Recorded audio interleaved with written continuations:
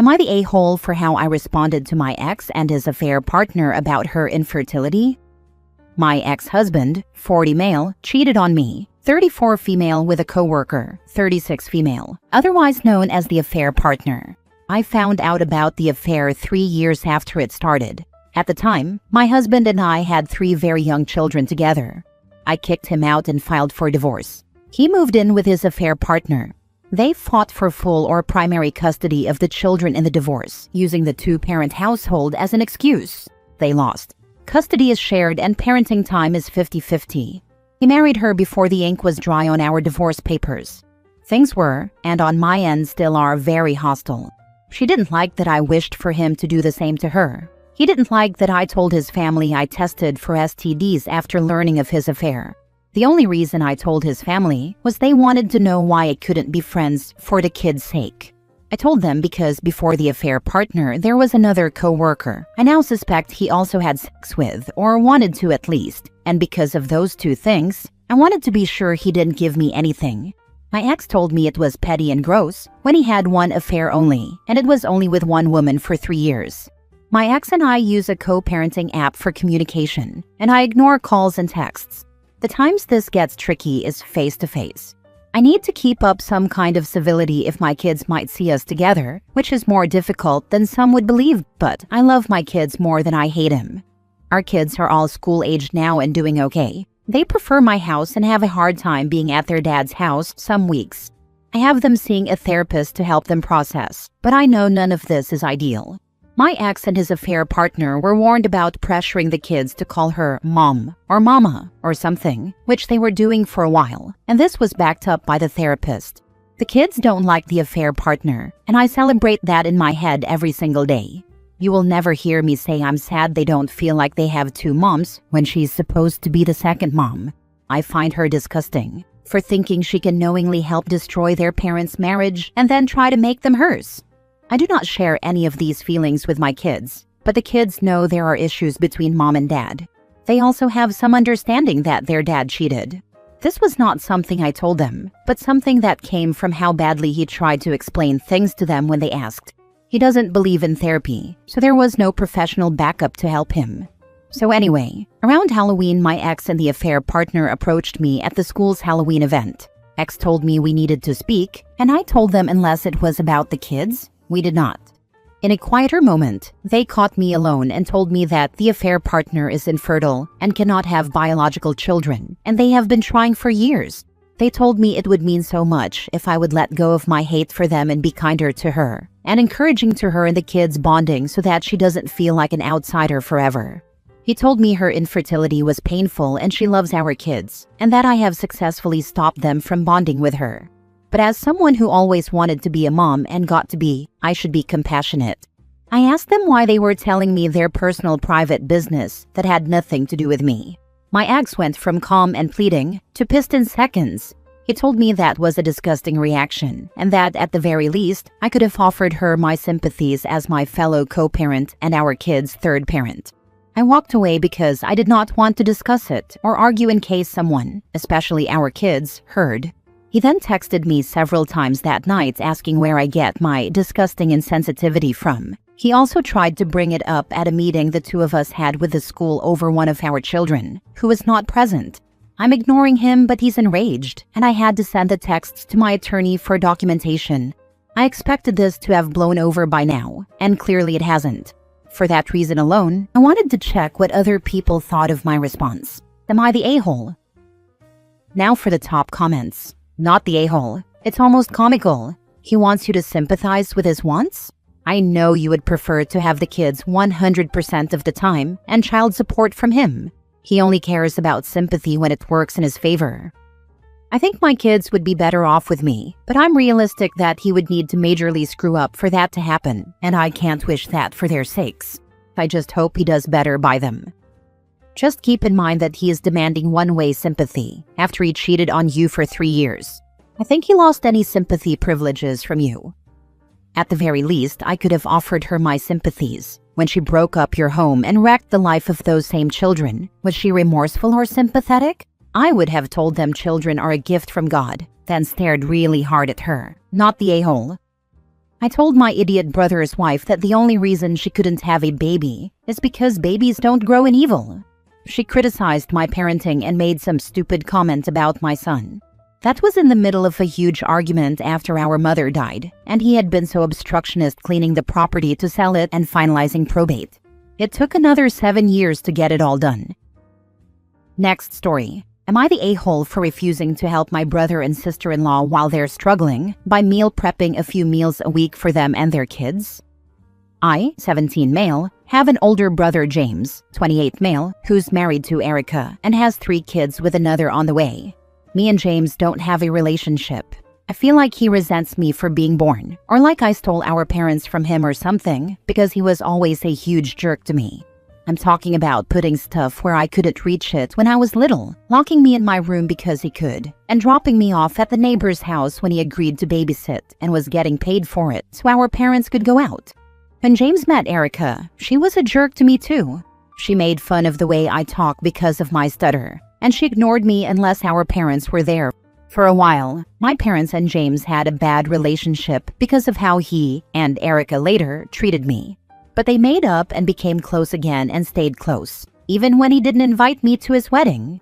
They ignore my birthdays. They ignore me at Christmas. They never invite me to parties they throw. And it's not an age thing because kids younger than me get invited. It's all a me thing. I asked James why he hates me and he ignored me. And when I tried to push him to answer, he laughed in my face and told me to get away from him. James and Erica have their 3 kids, who I don't know by the way, and they have another on the way. Erica's had a rough pregnancy, and my parents help keep their house clean on weekends, and they have sent them money. But my parents don't really cook much, and I cook usually on Sundays and meal prep lunches for school and other stuff. I pay for the ingredients I use, because I don't really like the stuff mom and dad sometimes buy, and it's sometimes because we and they mostly eat takeout for dinner. James started asking for food, so Erica and him didn't need to worry about that so much. My parents said I should do it since I meal prep already, and James said it would be perfect. My parents said to use the stuff they buy and meal prep for James's family, but I told them I won't put my time into making food for people who treat me like trash. My parents said they're still our family, and James was like, WTF, why are you okay with hurting my family, when our parents told him. My parents said they were very disappointed in me, and that this was the chance to build some bridges. Am I the a-hole? Not the a-hole. It's not the victim's job to try to start building bridges. Something your parents have to know already. They don't care about that. He could do worse and they'd still ask me to do this for them. I would have thought refusing to invite me to his wedding would have said it all but no. Tell your parents that you are disappointed that your brother has always been your bully and disappointed in them that they let it happen. Not the a-hole. Your parents are disgusting for even asking that after all they did. Your brother and sister-in-law are bullies.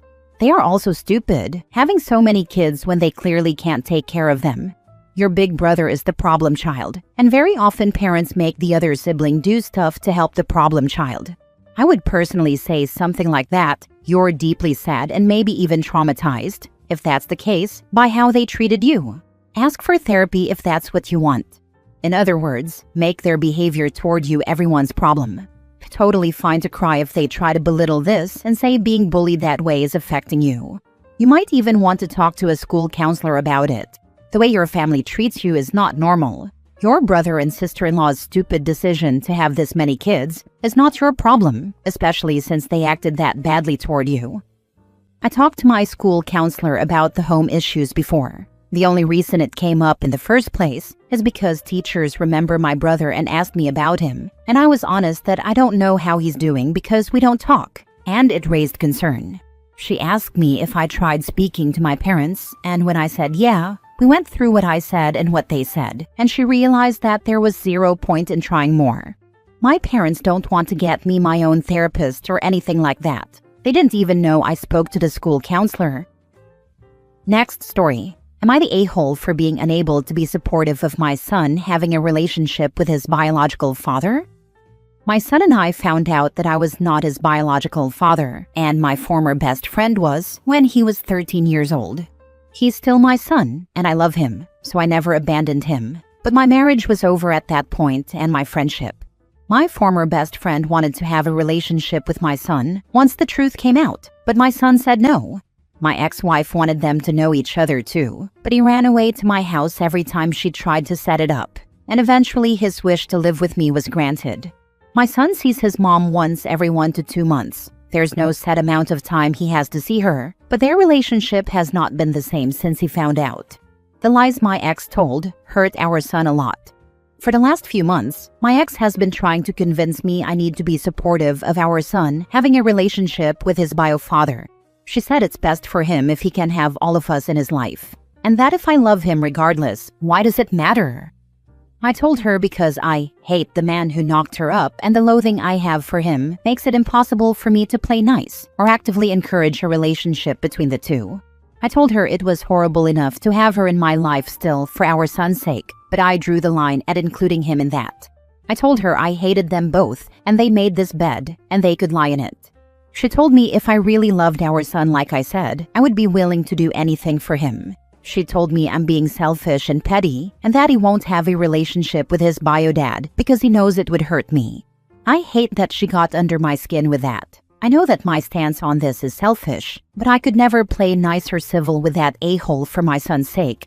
As much as I love him, it would kill me to be around that guy again. As it is, being around my ex occasionally is hard enough. My son is still a minor, by the way, but he's going to be 18 sooner than later. Am I the a-hole? How did you find out? I don't want to go into specifics, but it was something my wife ended up blurting out. Wow, she is beyond awful. Did the ex-best friend know the entire time your son was biologically his? Are the ex-wife and friend together now? She doesn't actually care about your son or you. She only cares about herself. If she can make your son and bio dad communicate, then she must not have done something so awful and unforgivable. This is all to make her feel better and to prove to others that it isn't a big deal. I hope your son is going well and that therapy might help you both. They're not together now, and he knew there was a chance at the very least, if he didn't outright know my son was biologically his. Not the a-hole. The only person whose wishes should matter here is your son. If he doesn't want a relationship with his bio dad or his mom, that is his choice, and one that should be respected. The only way in which you could possibly be considered an a-hole is if you are actively discouraging it or bad-mouthing them to your son. No matter how much their actions hurt you, that would never be okay. Your ex seems to not understand that she didn't just betray and hurt you, she hurt her child. She lied to her child for years about his paternity and blew up his family.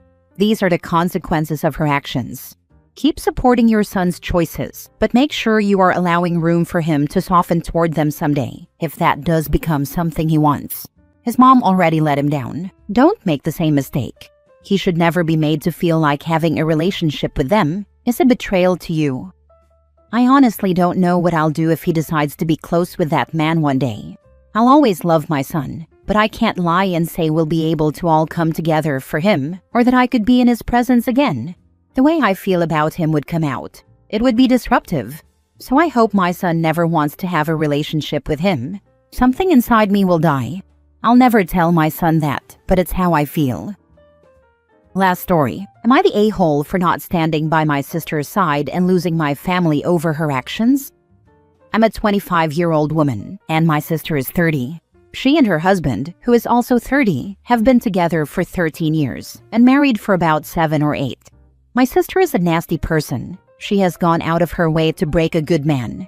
She has hit him, thrown things at him, and belittled everything he does. I've witnessed this for the entire 13 years they've been together. He took all of her abuse, always saying he loved her and that she promised to change. Later, he said he couldn't leave because of the children. We talk a lot. He comes to my place, and I've been trying to get him to leave ever since I understood how wrong her behavior was. Well, she finally went too far. She hit him while he was driving, causing him to lose control of the car and rear-end a police vehicle. A passenger in another car saw what she did and heard her screaming at him.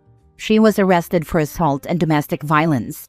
My family is supporting my sister, telling everyone that he must have done something to deserve it and insisting he wasn't being abused because a woman can't hurt a man.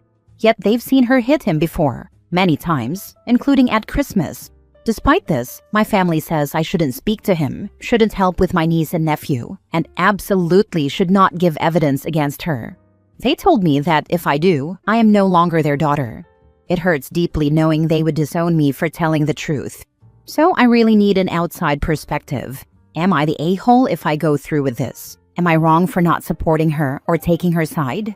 Is it worth losing my entire family, even though I know I'm right for giving evidence and trying to prevent her from hurting another partner in the future? Tell, if for no other reason than the children, they deserve better. Plus, if she's comfortable hitting him, what is stopping her from doing it to the kids? She probably already is. Most don't stop with the kids, but they hide it because for most partners, hurting the children is the line. But she has absolutely 100% crossed that line in 13 years. I'm a female survivor of DV, and so many people knew but didn't offer to help. I even asked my family in another state multiple times to please come, help me get out, but no one would come. I literally finally got out by the skin of my teeth, after my ex held me hostage with a gun in my bathroom for an hour after he broke in. He only left because I lied to him about when my roommate would be home, so he got spooked. Abusers only escalate, especially after doing something as dangerous as she did. DV is usually inherited from adult to child. Is there an adult immediate family member that is also violent, that your family is used to protecting? Not the a-hole, but this may run deeper than this one person. My parents argue a lot. Things get thrown at each other, but I haven't ever seen either one hit anyone. I'm grateful for all the comments so far.